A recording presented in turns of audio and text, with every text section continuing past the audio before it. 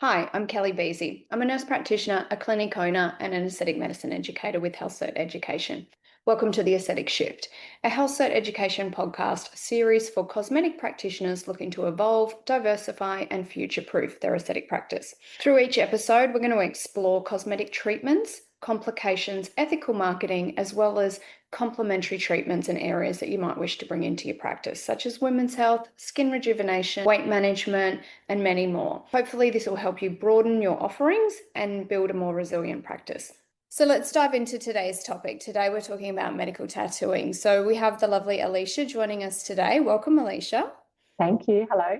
Hi. So Aleisha is a talented South Australian paramedical tattoo artist who's basically turned her craft from regular tattooing, I guess, into sort of a more meaningful change for her patients, from post-operative surgical tattooing to restoring eyebrows for people with alopecia. Through her volunteer work at Flinders Hospital, she's refined an advanced 3D nipple tattooing technique, which is extremely interesting, and offering breast cancer survivors both that artistry and empowerment once they've gone through quite a life-changing medical event, I guess. So welcome. Thank you.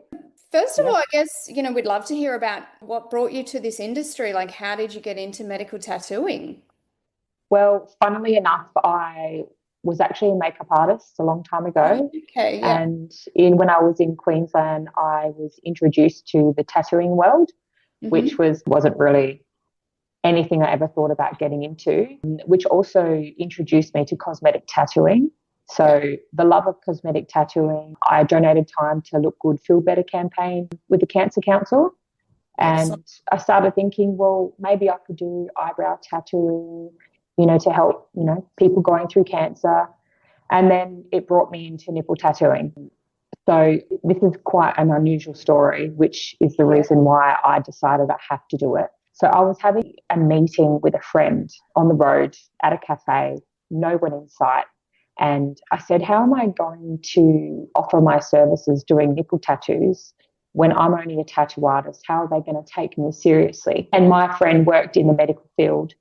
And at the same time, there was a lady that walked next, like past us, and she Yeah. said, sorry to interrupt, but I have Oh, breast cancer and I have no nipples. Please do this. You need to do this. And then off she went. And I thought, wow. out of the only person that walked past that day, that It had to be splits her.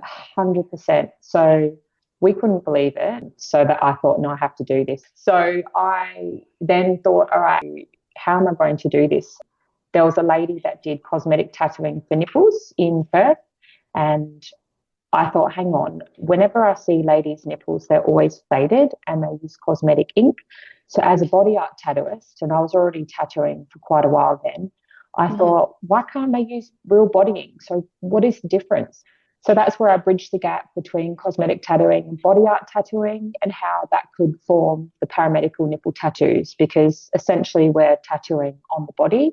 So, we want Yeah. those tattoos to last longer than what a cosmetic tattooing ink does, which most of the hospitals they have that I know about, they've been supplied cosmetic tattooing machines, cosmetic tattooing areola ink, and they're given Mhm. it to them. And it's quite a shock because I've never touched a tattoo machine. So, and I've heard that from many nurses. They said, I've never tattooed anyone and I was handed a tattoo machine. And that's quite scary. Absolutely.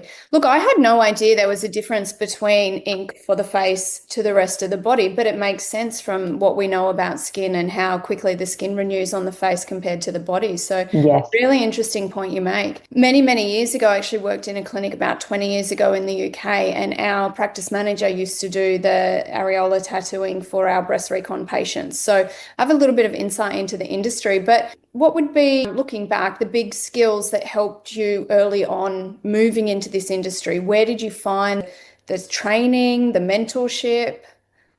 I had no one to help me. I'm a realism body art tattooist. So I started practicing drawing nipples, looking at, different shapes of nipples. And I thought, you know what, I'm going to transfer this onto skin because as a Mm. body art tattooist doing realism, that's how I would get the realistic tattoos on bodies. And then from there, it's just about color choice. There was a lady in Canada, I think her and her sister suffered from breast cancer, and they were both tattoo artists. So then they created a line of ink, the world famous ink, and they called it the Pink Ribbon series. So that to me was, what an easy range of ink. So that's the ink that I use, and it's vegan, sterilized, authorized. So it's a really good match to areolas. Plus you can add extra colors. I've got so many colors I've added to it. Okay. I guess it's a very artistic skill to have. So you obviously have quite an artistic eye, which in the aesthetic world, that's quite a big skill for us as well. So it sounds like there wasn't really any formal training courses.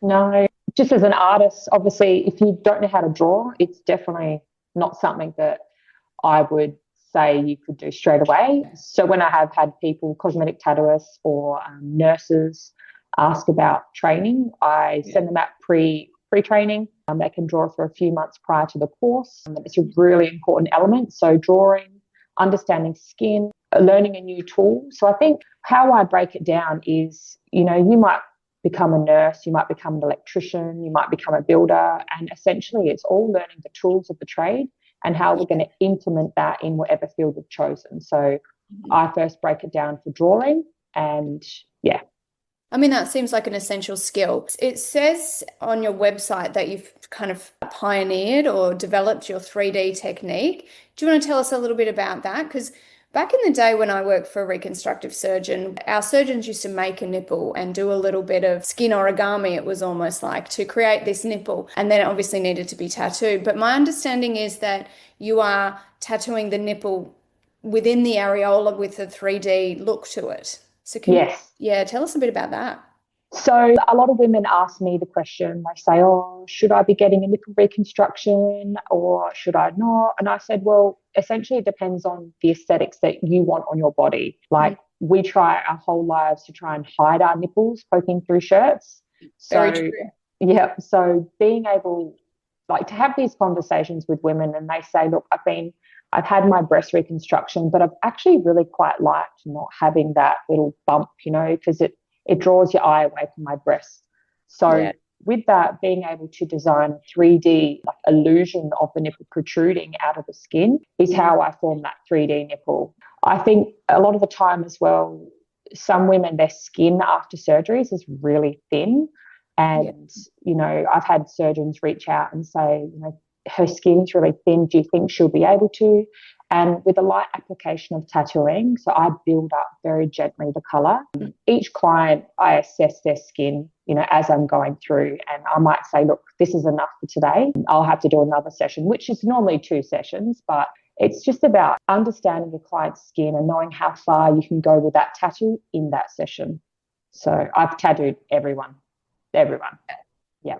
Excellent. And I guess, as well as the artistry of it, there's a whole emotional side to what you do. I know certainly in my role as an aesthetic injector, I spend a lot of time chatting to my patients, as do the hairdressers, and you become a little bit of a confidant, you learn about your patient and you develop a lot of empathy. So I guess that must go hand in hand with what you do. I suspect you had to learn a little bit about the journey of breast reconstruction and breast cancer itself. Did you find it challenging at all? Yeah. So my husband's Yaya, who's his grandmother, passed away from breast cancer before I was able to know her. And when I suggested that I'm going to start offering my services for nipple tattooing, I was knocked back from a lot of medical places, a lot of surgeons. And he said, do you think you should keep going? Is it a thing? And I said, absolutely, it's a thing. We've got 30 to 40 years worth of women walking around with no nipples because they're made to feel, hey, we've done enough. And, you survived, that's enough. Absolutely. Why were you knocked back? I think the trust level wasn't there. She's a tattoo artist. Oh, and I get it. I understand. So I think there was one surgeon in Adelaide, Dr. Collius, and he had my back. He saw one of my clients and he rang me or emailed me and he said, hey, I've seen one of your clients and your work's amazing. I'd love to get your cards. And it only took one doctor, one surgeon to say, hey, your work's amazing. And then that grew from there. And then, it gave me the confidence to, repost out all of my stuff. And it grew from there. Fantastic. Well, I guess that leads me into my next question about collaborating with GPs, surgeons, aesthetic clinics. How does that work for you and what does it look like on a daily basis? I'm unfortunate to know a lot of people in Adelaide, and with my history of just makeup, hospitality, tattooing. They're jobs where a lot of people have sat in my chair for makeup, for tattooing. And it's surprising how whoever sits in my chair, they always say, oh, you know, I show all of my office your work, like your work's amazing. And then I might have someone that comes in and said, oh, you actually tattooed, you know, my mum's friend, her nipple tattooing. So I think word of mouth is so powerful because a lot of the time women, they're nurses, they're, you know, we're in so many roles. We're not just stay-at-home mums. So we've got the ability to talk. And even husbands, I've got my clients that say, and they're men, they say, you know, I've seen your work and it's bloody awesome. I showed my wife. I'll tell you a story that correlates to this. So I think they were about 85-year-old clients. It was a woman who had breast cancer. And this is one of my first clients and for nipples. And her and her husband sat in my room and he said, Aleisha, I've had prostate cancer and my wife's gone through breast cancer. And he said, you know what I like about us sitting here is the fact that you're addressing the white elephant in the room. He said, not many people talk about this and it makes us feel uncomfortable, like, okay, well, why doesn't anyone want to talk about it? And he goes, here we are talking about what we've all experienced, like it's a normal conversation and it's not a white elephant and it's not a scary thing that you don't find it scary or upsetting. And so I found that to be really good advice. I thought, you know what, I am going to be authentic and I am going to talk the way I normally talk and make my clients feel like I understand them, you know, even though I've been fortunate enough not to have breast cancer, you know, I think it's really important to give them hold a space for them to, if they want to share their journey. But actually, I don't use the word journey. That's one word I don't use. I say their experience because that can be quite triggering, that word journey, to some people. I think it's kind of overused and it's a little bit, maybe has a bit of, it downplays the experience that they go through. But I think what you've just said about making it seem okay to talk about, it's not a shameful thing. They shouldn't be embarrassed by it. We shouldn't be, you know, hesitant to bring up, you know, that these things happen, that when you have a reconstruction, you no longer have a nipple often, and that it's okay and that we can help you. And I think that's really great because I know my stepmom has been through breast cancer and chose not to have the reconstruction. And there's a lot of emotion and feeling that goes through that. And it's certainly something that I'm sure plays on her mind and probably my dad. And yeah, it's great that you can have the husband and wife duo in together and make the husband part of the team. Absolutely. Yeah. So I guess if you wouldn't mind walking us through what like an average consultation looks like, how do you decide on what the nipple looks like? Is there a process to that? How does the consult normally go? And then the treatment and then maybe the aftercare? Yeah. So I do get the easiest part of their whole experience. Some clients ring me or they'll email me and say, look, I'm really quite nervous. Like, what do I need to do before? And I say to them, if you've got any feeling in the area, in the reconstructed area, you're more than welcome to wear numbing cream. I normally don't let people getting normal body art tattoos wear numbing cream because it can affect the skin. But with nipple tattooing, I think it's really important my clients come in feeling comfortable, not feeling scared or anxious, because I've had surgery before. I've had an implant rupture and I've had a breast lift and I've had cesareans, and I know that those areas for me were quite sensitive to sort of shave or touch. And so I'm very wary that a sensation like pain might be triggering. So I say, look, pop some numbing cream on an hour before, cover it in a little bit of Glad wrap or get an Emla patch. And then when you come in, you're going to fill out the forms. We'll go through any contraindication, any medical history. And then from there, we go into the room. I close the door so it's all private. I guess the other thing to consider is that, you know, these women have been through a lot with their breasts, which is quite a private area that we generally don't show people. But when you go through these experiences, you're getting your boobs out for every single person that, you know, from the doctor to the nurse to recovery to the nurses on the ward, and then again and again and again and again. So being able to make people feel really comfortable undressing in front of you is an important skill as well. Absolutely. So when they come into my room, I make sure the door's shut. I normally have some just relaxing music on. And then I ask them, I've got a little hook. I said, so what we'll do first is I'll get you. And I use my hands a lot because I think it can be quite daunting, a new experience like this. So, you know, I say, okay, I'll get you to take your shirt off. We'll pop it over there on the hook, and then I'll get you to stand up against the wall. And then what I'll do is I'm going to clean off the numbing cream, and then I'm going to start drawing on the size of your nipple, and then we can discuss what you're comfortable with. And so then they've given a nice direct instructions, so they're not sort of fumbling around. And then they do that. We stand there, and that, we look in front of the mirror together, and we adjust anything that needs to be adjusted.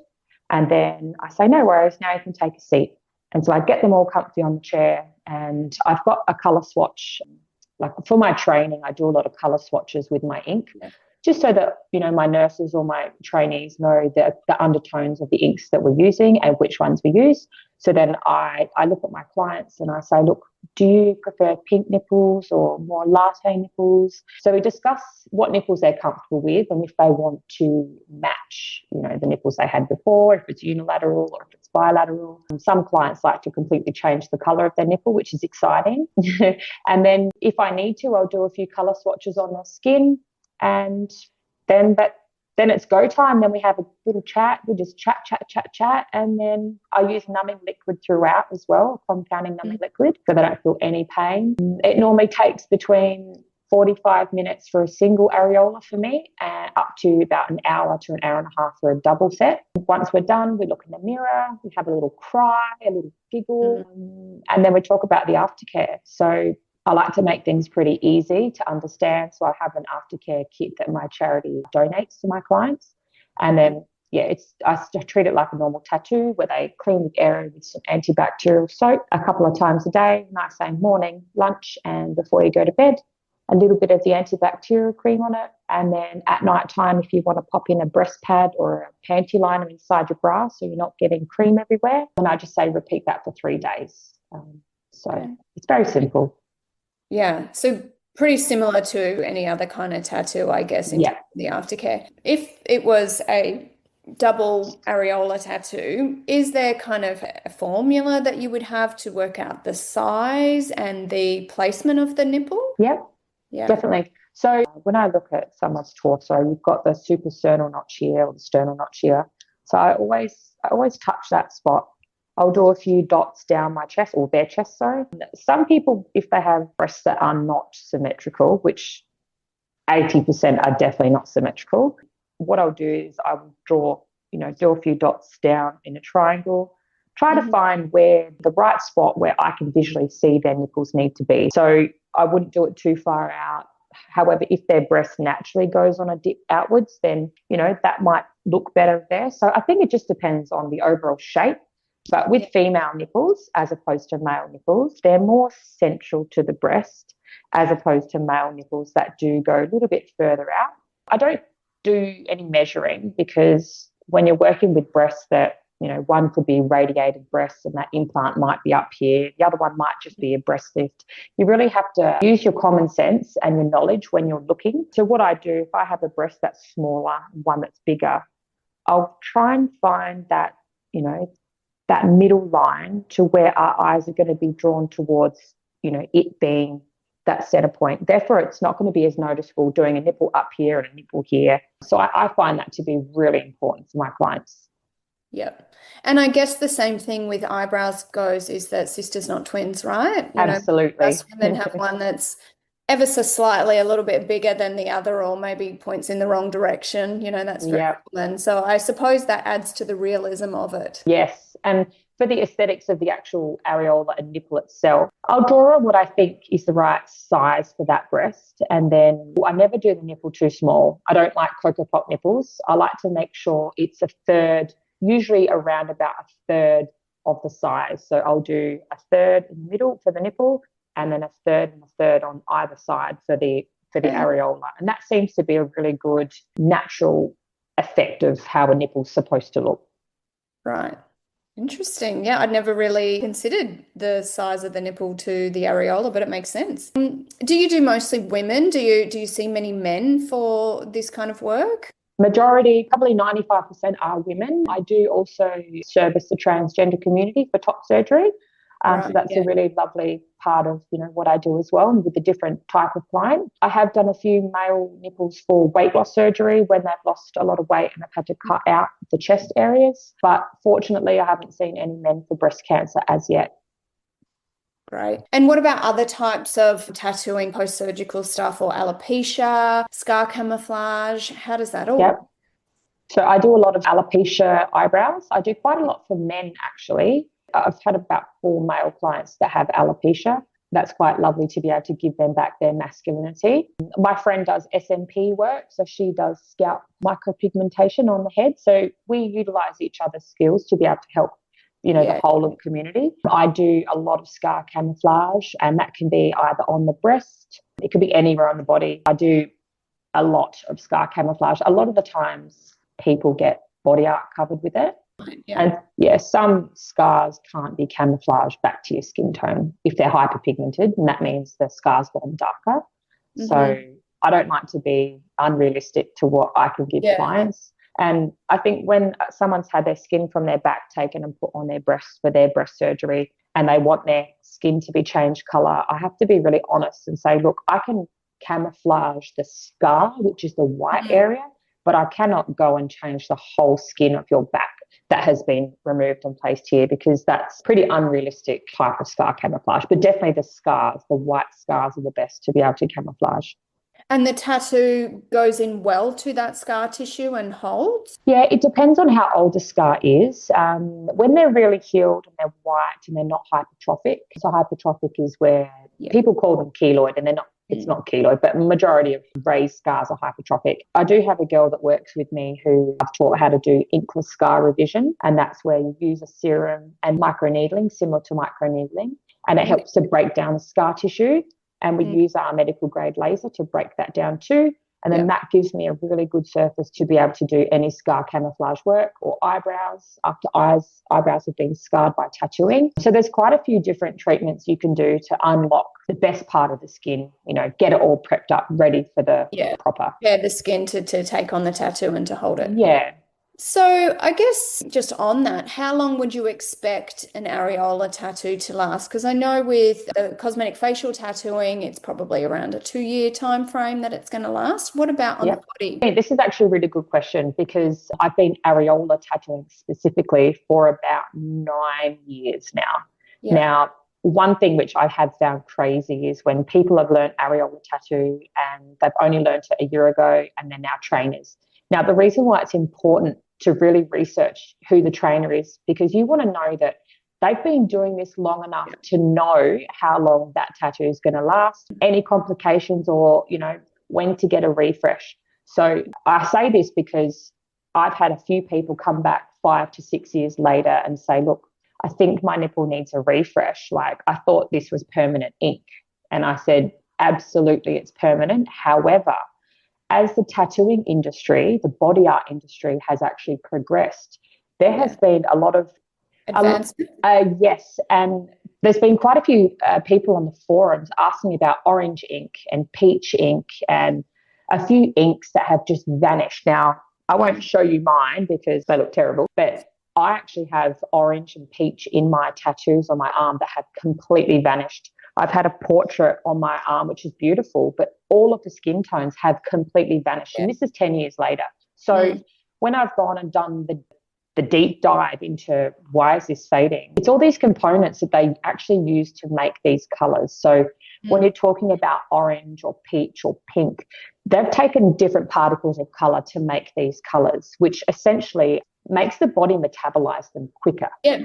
So what I say to people now, especially if they've got a scar, like if they have a scar or a nipple reconstruction, I say you will definitely need to see me 2 to 3 years for a refresh around this scarred area where it's scarred, because your scar's not going to hold that, because it's still healing at the moment. And so then I say to people, look, you may need a refresh 5, 6, 7 years down the track. Very normal part of getting a nipple tattoo, because the body will metabolize your ink. So it just lasts double the amount of time than a cosmetic tattoo. But I 100% tell my clients now, prepare to see me in 5, 6 years down the track, because your body may actually absorb and metabolize some of these lighter colors that the areola holds. So yeah. It makes sense. And we know that, body tattoos, they fade with time. We know that the body, ink is a foreign object to the body, right? So the body is trying to constantly get rid of that foreign object, and the fibroblasts are attacking the ink and trying to get it out of the skin. So it makes sense. And exactly what you said about the scar maturing and healing and changing over time. And I guess, another thing that might be worth considering is as people over the years, their idea of what they might want might change a little bit. So presumably they might even come back and say, oh, I want the nipple to look a little bit darker or maybe slightly change something. That Yes. I presume that must happen as people start to gain a lot more confidence in their body image and feel better about the breasts after the Yeah. areola tattooing. Things change. Well, with that as well, another thing that I've found really quite interesting, and I can relate to this because I have had a double breast lift after I had my babies. And I found that my areola, after having my babies, when I had the breast lift, they went quite dull, Yeah, pale. I've And heard that a lot. Yeah. yeah, and I thought, oh, what's happened here? And so when women come to me for a unilateral, where it means that they're matching this one, I do say to them, look, you may need to come back in a few years' time to refresh the nipple because you might find, which I've found personally, my mama areolas are actually quite pink again. They're quite dark. So I do let them know that as a breast lift over time, that nipple will actually start to regain a little bit more. Yeah. Like it knows what's going Pigment. on. Absolutely. Yeah. So I believe the trauma of the lift and, where you cut around the nipple and you move it up, the trauma causes a bit of hypopigmentation, which over time, through years of healing, it can come back. But yeah, I was actually talking to my cosmetic tattoo. I got my lips done recently, and we were talking about this exact thing that she is doing medical tattooing as well. And she has seen that a lot with the breast lift or some reconstruction where there's nipple sparing or areola sparing, that the color does change considerably. yes. Yeah. So another good one is when people come in for a single, I always say, look, when that scar's healed around your other areola, the one that you've had lifted, we can actually fluff those edges out. I don't bother doing it when they're pink because it won't stay. But, if they're fully healed, it just enables the existing areola just to look a little bit more natural and not so circular. So that's another good way to be able to make them. So what would you say that the time frame would be from surgery to fully healed before you would want to attempt something like that? Because I have a lot of clients and majority of people, they want to get it done ASAP because it helps to make them feel normal a lot quicker. So a lot of the surgeons, they say, look, 3 to 6 months, depending on what surgery they've had. And I'm totally fine with that. If someone wants me to tattoo around like a unilateral to match it and it's hypertrophic, I say there's no point. Let's do some inkless scar revision and let's do some laser treatments just to help progress that and make that scar heal a bit quicker. And then we can certainly do that once it's flat and once it's white. So 3 to 6 months is the general consensus for when I tell my clients. That's great because I know, when you have scarring, you want to do everything to kind of camouflage it. But I guess even 6 months is early. It's young for a scar, right? Like we normally say scar maturation is a 12-month process, but I fully understand people wanting to get it done sooner or later. Now, I wanted to ask you, I understand there's some Medicare rebates around this cosmetic tattooing for medical reasons. Can you talk us through that and how we would go about accessing that? Is that something that you can claim? Does it need to go through a GP or a surgeon? Yes, so this has been something I've been battling. Yeah. But I've been working on it. However, I'm not a doctor or a nurse. So this is why I've changed the direction of where my charity has gone. I'm trying to do different things to make sure our community gets to be able to use the subsidy. So number one, yes, there is a service provider number with Medicare. Only a doctor and a nurse can actually use it, which means paramedical tattooists, medical tattooists like myself that don't hold a nurse degree or a doctorate. We cannot have them in our business. We cannot allow our clients to use them because it won't work. So that's why I've been trying to push more nurses to be able to do this service properly with proper training. Just, I've trained 3 nurses in South Australia in the last 3 months, which is fantastic for South Australia. And next year I'll be doing a training and assessor to try and get this course accredited. And therefore that will then give Medicare, I'll still be pushing it. And I know a few people that are high up with having strings pulled with Medicare, some surgeons. So once that's done, I'll be able to communicate with them again just to try and get the paramedical tattooing accredited nationally. And then hopefully that'll be, something which can be one step closer. So, So if a surgeon or nurse, presumably it's nurse practitioner, not RN, if they are able to refer to you, is the client then able to access the Medicare rebate? Well, I used to be able to subsidise with my charity, but this year we haven't had a lot of donations. So I've been putting them into aftercare, and I also do temporary nipple tattoos. So therefore, they're stick-on ones. So I donate to all the breast care nurses and McGrath nurses for them. However, I do have a few ladies in other states of Australia that actually work in a doctor's surgery. So they're a cosmetic tattooist, and they're referred to come and tattoo within the clinic. So 100%, I think that is something which can be done. I don't, because I run a full tattoo studio with 10 artists and myself in my cosmetic clinic and laser clinic. So I don't have the time to do that. But I think there's definitely ways that people who wanting to learn that aren't a nurse practitioner or a doctor can actually go about that too.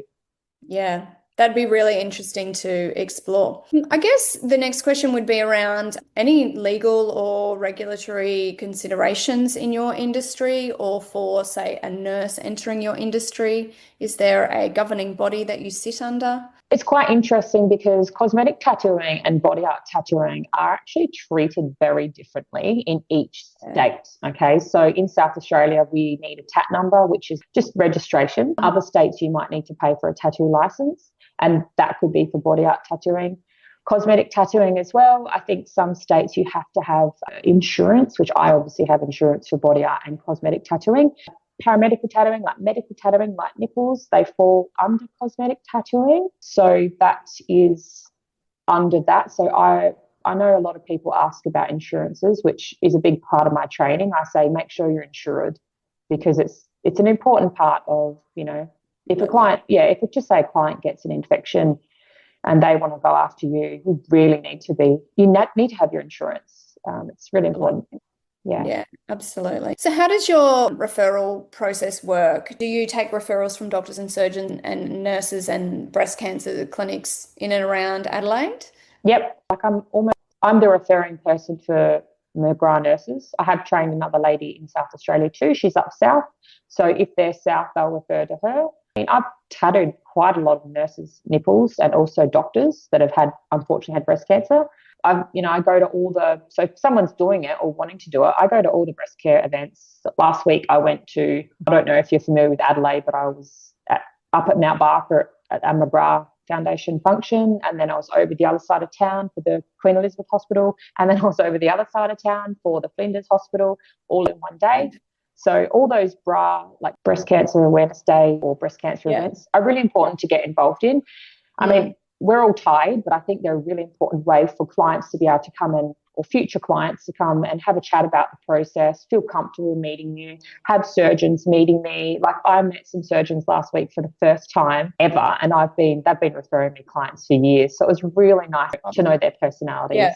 So that's great. Certainly networking is a really important way of getting what you do out there. And I'm sure that there's a lot of women who go through the process of having breast cancer and plus or minus a reconstruction and be completely unaware that they can get nipple tattooing, let alone a 3D tattoo. So it's a really, really interesting field that you're in. I guess we would like to probably know a little bit about your training and how that works. Obviously, you're training other tattoo artists, but as well as nurses, you've mentioned a few times. So presumably these nurses are within the breast cancer care industry somehow, or medical field? Yes. So the nurses that I've trained, I actually trained 2 Singapore nurses. So I had a lady, a client of mine, she reached out and she said she lived in Singapore, and she said, hey, I'm coming to Australia to get my nipples tattooed by you, because they have no one here that does nipple tattoos.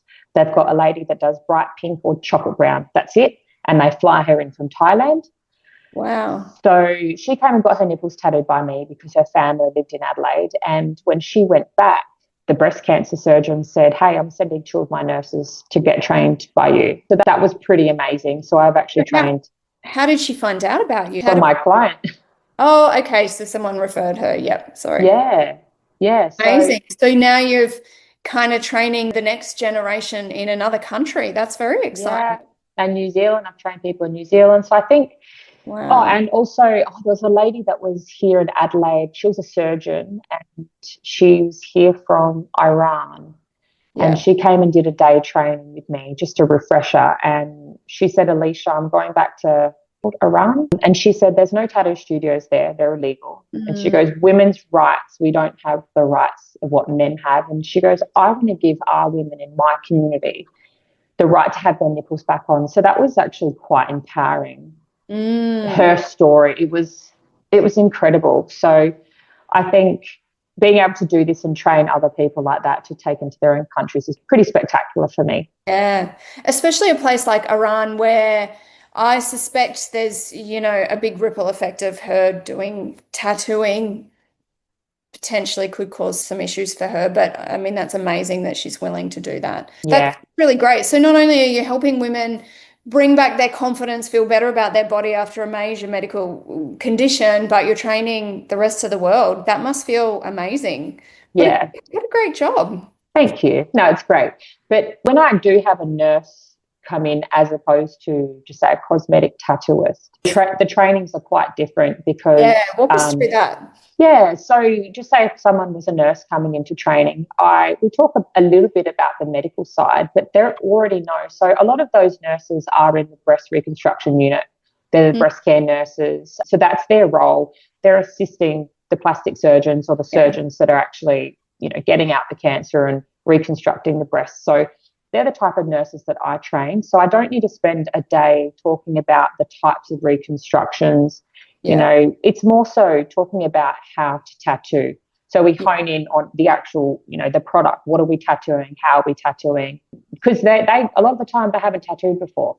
Whereas a cosmetic tattooist, they have trained before. So they know how to use the tattoo machine. I'm just teaching them a new technique.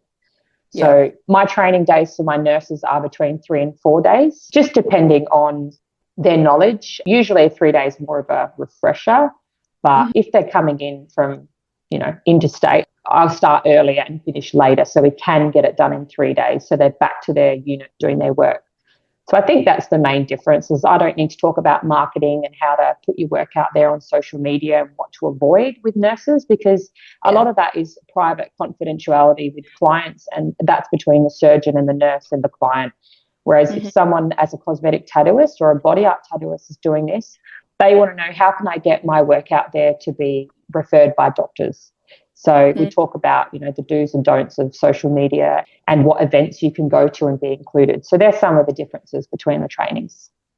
Yeah, interesting. So I guess it's very different. One, you're teaching them a little bit around the medical background of breast reconstruction and the basic skills of tattooing are already there. Whereas the other cohort of people, you don't need to go into that medical side, but you're teaching them the basics. Yes. Probably getting more advanced of tattooing and how it all works. Yes. Certainly in nursing, we don't do anything like tattooing. There's nothing similar at all, I guess, unless you're maybe in the aesthetic industry where we're doing injectables is a little bit similar, I guess. So once they've done the training, would they then come back and have some follow-up mentorship days with yourself to get those skills more compounded and learn a little bit more? Yeah, so on the last day of their training, we actually, if they're nurses and they're from Adelaide, so my nurses were able to get their own clients. And because in the public system, there's a long wait of women that just can't afford to get tattooed.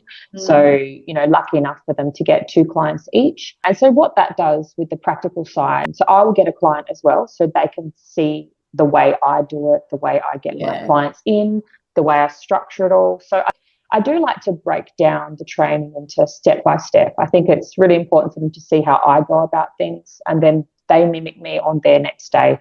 And then I'm over their shoulder, giving them space, but sort of letting them know where they can improve the angle of their machine. So once they've done that, even if they aren't from Adelaide, I organise all the clients. So I've got a lot of people that are like, I want to be a model.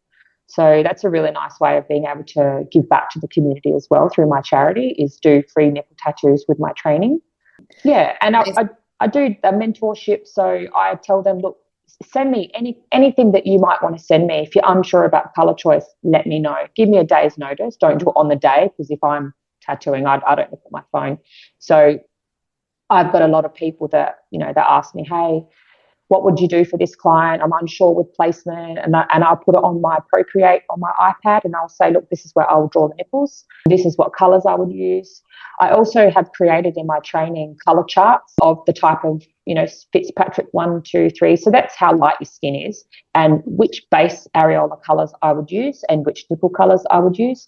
So I actually make it quite easy for them to, point to their chart and go, all right, it's a choice between these ones. This is the best areola choices for this type of client with this skin tone. So I've got a lot of these tools for them to take back that I've, laminate to make it easier. But they've always got me to message or call. That's fantastic. So they get a little bit of a protocol from you as well as that ongoing support, which, I do a lot of training myself, and that takes a lot of time as the trainer. I wanted to ask if somebody has had a tattoo elsewhere and they needed some corrective work, because obviously, as you mentioned earlier, there's probably a lot of people getting into this industry, and very quickly people become experts and clinical trainers through a lot of industries. So presumably you do a bit of corrective work. Is that easy? Do you have to take the tattoo out, do a bit of removal first, or can you tattoo over an aesthetic outcome? So when someone has that question, like, can you fix my nipple tattoo? I say, look, if you want to either come and see me and I'll have a look in person, or, just send me a photo and then I'll be able to assess it. So if the client has a nipple tattoo they've had a few times and it just keeps fading, so it could be one done in a medical setting years ago, a lot of the times it's quite scarred. And that's because, when a practitioner isn't properly trained, they don't know the depth of what a tattoo needle needs to be. So I think, if someone was to come in with a scarred area, I say to them, look, you might need 3 sessions, so it might be fully healed, but it might just be scarred from tattooing. So I just say, look, you'll probably need a 3rd session just to make sure we implant the ink properly. That's if it's light. So it could just have healed, like a salmon color, faded off to salmon. Now, I always let clients know if there's any undertones that are darker, I cannot go tattooing a pink nipple over like a dark ink that's been left there. So I do suggest laser removal. Now, the only issue with laser removal, which we do remove a lot of eyebrow tattooing and body art tattooing in our clinic. But if a tattoo is done with cosmetic ink and you laser those little elements that are showing through, that can oxidize and go charcoal. So yeah, it's quite challenging. And we've done a few lasers before where the nipples have been in different spots due to implants being removed and put back in, and you might have a nipple tattoo up higher. And I've said to them, look, really careful with laser removal, because we can actually oxidize that and then you'll have a brown nipple up there. So I think there's ways of going about it. Like, they can risk it and do the laser removal, and it could work really well, or there's other times where it's oxidized. So, and that's quite challenging. But there are things like saline removal or glycolic removal, but then again, that's pretty harsh on skin that's been traumatized. So yeah, I kind of suggest, look, hey, we can't do a pink nipple. Let's just do a nice soft latte nipple, and that will be able to camouflage it. So I'm pretty realistic with, what can be done. And if you get an infection in your nipple tattoo, that can actually travel to your implant. So like one of my nurses said this to me. She goes, Aleisha, we really want to make sure our clients don't get any infections with their nipple tattoos. And I said, Amanda, how do you go about this? And she actually gave me some good advice. She said, we give our clients Clawsig ointment to heal their nipple tattoo because it's an over-the-counter antibiotic cream. And I thought, oh my gosh, that's amazing. So I actually tell my clients that now. You can easily get Clawsig ointment to use because we want to reduce an infection.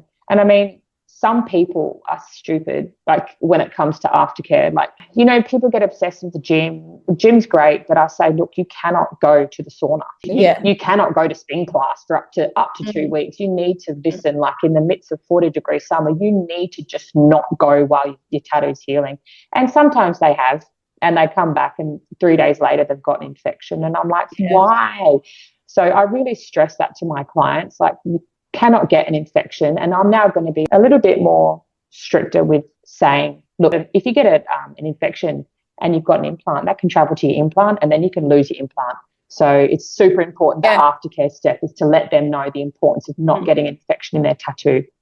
Absolutely. And I think then, you can get a systemic illness where you become, quite unwell. Similar things happen in the aesthetic industry. And I have learned over the years to be very blunt with my patients in that if you do not follow your aftercare, this is what might happen. And we don't want that to happen. And I have learned that if you give someone a consequence of not following the aftercare, they're more likely to follow it because otherwise, if you Absolutely. say I can't go to the sauna, that seems fairly benign to me, so I'm going to give it a bash because what's the harm? Yeah. You tell me if I go to the sauna, I'll get an infection, I'll lose my implant.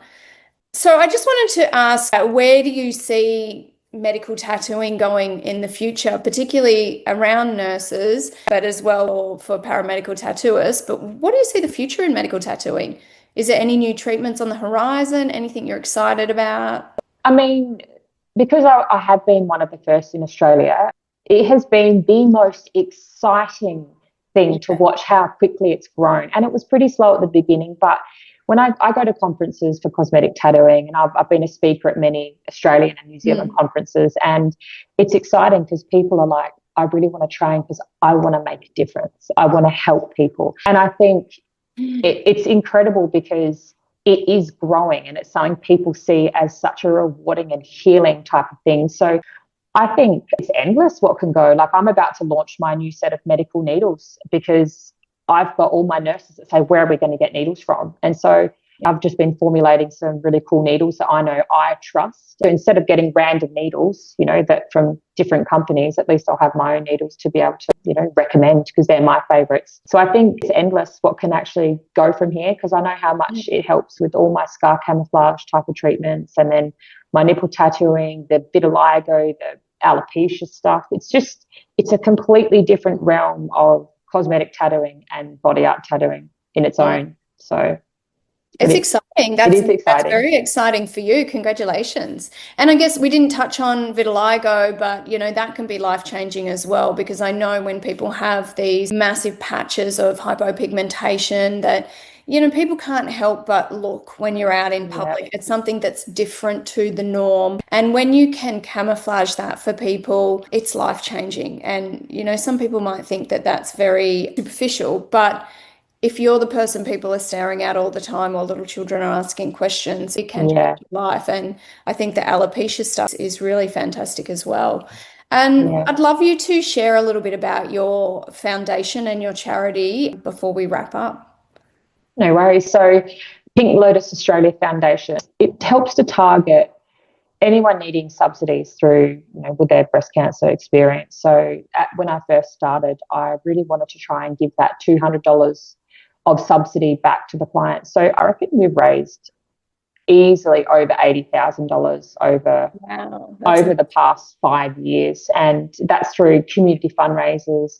I've actually used majority of all those donations. I used to do just say $400 per person because we'd get like a $10,000 donation, and so those people, when we get those donations, the people coming up, so it'll be everyone in line. I never used to pick anyone out. It'll just be the next woman in line would get this donation. I then started reducing the subsidy to mimic the Medicare provider subsidy, which is around $150 to $200, and that sort of mimicked that. Look, this is the donation subsidy we can give you. Unfortunately, I have had to pause that because I think people can't afford to donate things at the moment, if you know what I mean. There are a lot of large foundations that usually attract the most donations. So I'm not going to stop doing any fundraisers, but I certainly would love for them to be more so I can help more people. But I have focused more on training, more on the aftercare packs, more on giving my temporary nipples to the breast care nurses, because those temporary options really help people to go, hey, I do want to get my nipple tattoo. So it's the first Australian charity that's ever been created for the purpose of helping to subsidise a nipple tattoo. So I think that's the reason why Medicare has been so, we don't know what's going on, because it is a new thing. So with years of work behind me and, conferences, media and podcasts, I think more of that behind me will help me to get further into allowing this to be a Medicare provider number. So Yeah, hopefully we can get there one day. And Absolutely. people will donate. I think the temporary tattoo is really a great option for people because it allows them to see what it's going to look like without committing to that permanency of a tattoo, or if they're a little bit hesitant to have a tattoo for various reasons. So that's really exciting. We'll make sure to put the link for your charity in the show notes. But how much would an unsubsidized tattoo set people back? So I think it depends on where you're from in Australia. I know, just say in Singapore, the ladies were telling me that in Singapore it costs around, I think, $1,600 to $1,800 for a double set of nipples, and I nearly died. I was like, what do you mean? I think in New Zealand, some of my people that I know and have trained, I think it's between $800 and $1,200 for a double set of nipples.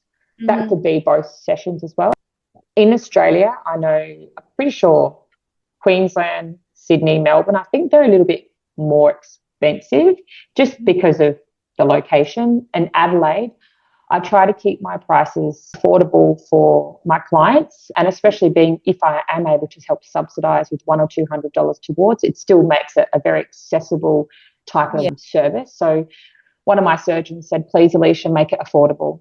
And I said, absolutely, I'll do my best. So for a single areola, I charge $3.99. So that includes a GST, and that also obviously includes the aftercare, and also includes other little bits and pieces in the session. So like my aftercare pads, and so all of that is all included, and that is for the first session. The follow-up session is $2.99. And that includes everything again. So that's, that covers my time, it covers my products, that covers, my skill and expertise in what I do. Double nipples is $6.99 for the first session and $2.99 for the follow-up. And I do have a thing where if people want to do a fundraiser, particularly for their friend, they can do like a morning tea, and then all of that fundraiser goes towards their friend. So there's a few options, if anyone's listening and they think, how can I help my friend? Absolutely. Do a fundraiser for them, and that will go all towards their nipple tattooing. That's a fantastic idea. That's a really great idea. And I think that your prices are extremely reasonable. Reasonable for what people are getting. I mean, I pay way more than that for a lip and brow tattoo. So thank you very much for taking the time to talk to us today. It's been really interesting. It's certainly an area that I didn't know a lot about. And I think that what you're doing is fantastic because years and years of experience and knowledge that you're putting into each patient. And I think some people don't appreciate that when it comes to pricing. We're very price conscious here in Australia, but we need to remember it's years and years of time and knowledge to learn the skill that takes you, 45 minutes to an hour and a half to do. It's not that half, it's the 15 years that you've gone through to get there. So really interesting. Thanks for taking the time to talk to us. That's right. Well, one more thing on that, how you mentioned about, the time and the skill. So I do have sometimes people that say, oh, the tattoo's faded. It's faded and it's after one session. And I just remind them, I'm like, it takes time. Your body's gone through a lot of trauma. We're working on skin that's been compromised. So it's probably one of the most main conversations I have after with a client when they're nervous about the outcome of the first session. I say, look, everyone's different. You've got, you might be on, letrozole, all these different estrogen blockers. So there are so many different contraindications for a body art nipple tattoo as opposed to getting a black tattoo on the arm. So I do have this conversation a lot, and luckily I'm able to give my professional experience towards body art tattooing, cosmetic tattooing, the way in which it's healing over scars. So I think all those things are super important for my clients to understand as well. Absolutely. So it's having that understanding of skin that, our skins are not all the same. We're all very different in the thickness of our skin, the thickness of our skin, the hydration. Our personal nutrition has a massive effect on our skin. It's the biggest organ in the body. And so having all those years of experience to be able to explain that to people is really important. When you come fresh into a new industry and you don't really understand that sort of stuff, the discrepancy or the misinformation can kind of come from. Absolutely. And it's also the type of skin that's being reconstructed. So when the skin on the back, it's got a thicker dermis, as you would know, different parts of the body have just different components to it. So being able to understand that is really important, and to translate that to the clients. Yeah, absolutely. All right, well, thank you. I mean, we can certainly tell your passion and your care and empathy from our conversation. So, I think what you're doing is a fantastic thing. And the women Thank of you. Adelaide are very lucky. And hopefully, you can go on to train more people around Australia. And, maybe from this podcast, there might be some more opportunities out there for yourself and other people to support more women in this industry. All right. Thanks, Kelly. That's it from us today. So hopefully you've found this episode interesting. If any of you guys are looking to start or deepen your skills in aesthetic medicine, I highly recommend you explore the Health Cert University Assured Aesthetic Medicine pathway, as well as their short medical courses that they have online.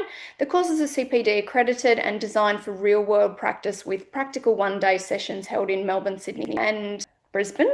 They have live demonstrations as well as hands-on injecting. So if you're ready to take your career further, reach out to us. We can organise some one-on-one mentoring either in Brisbane with me or anywhere else in Australia. So thank you for listening, and we look forward to chatting to you next time.